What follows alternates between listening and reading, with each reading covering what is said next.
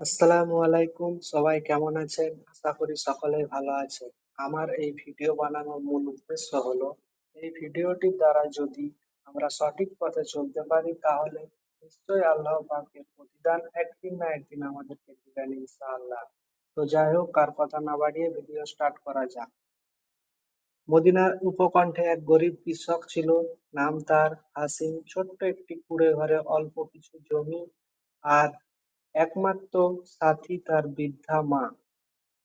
জীবনের কষ্ট তাকে কখনো হতাশ করতে পারেনি, কারণ তার হৃদয় ছিল আল্লাহর ওপর পূর্ণ আস্থার ভরপুর।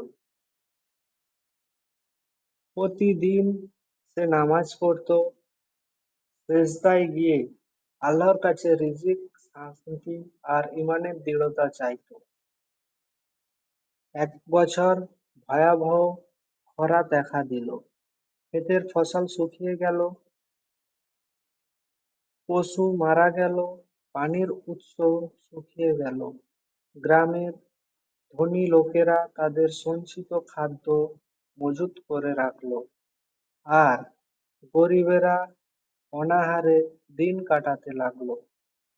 হাসিমও খুব কষ্টে পড়ল, কিন্তু কিছু করার নেই। তার মায়ের ওষুধ কেনার মতো অর্থ তার কাছে ছিল না। তিনি খুব দুশ্চিন্তার মধ্যে।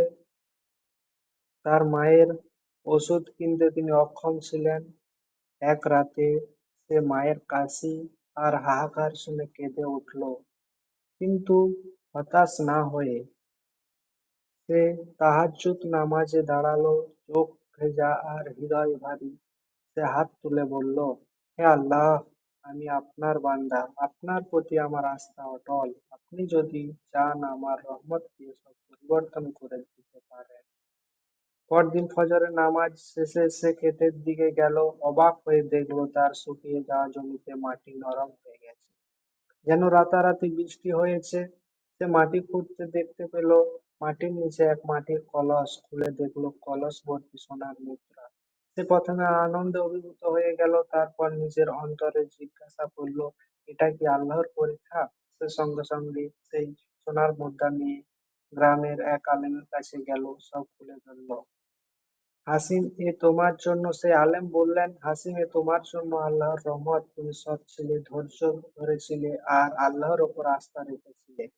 এখন এই সম্পদকে শুধু নিজের জন্য নয়, গ্রামের মানুষের উপকারে ব্যবহার করো।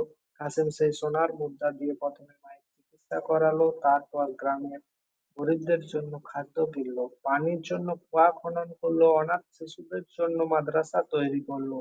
তার এই ত্যাগ আর সৎকার দেখে আল্লাহ তার সম্পদে আরো বছর শেষে সেই গ্রাম খরার অভিশাপ থেকে মুক্ত হয়ে গেল, সবুজে ভরে গেল। গ্রামের লোকেরা বলতো, হাসিমের ইমানের বরকতে আজ আমরা নতুন জীবন পেয়েছি। হাসিম তখন সিজদায় কেঁদে বলতো, সব প্রশংসা একমাত্র আল্লাহর, যিনি আমার অল্প ধৈর্যকে অশেষ রহমতে পরিণত করেছেন।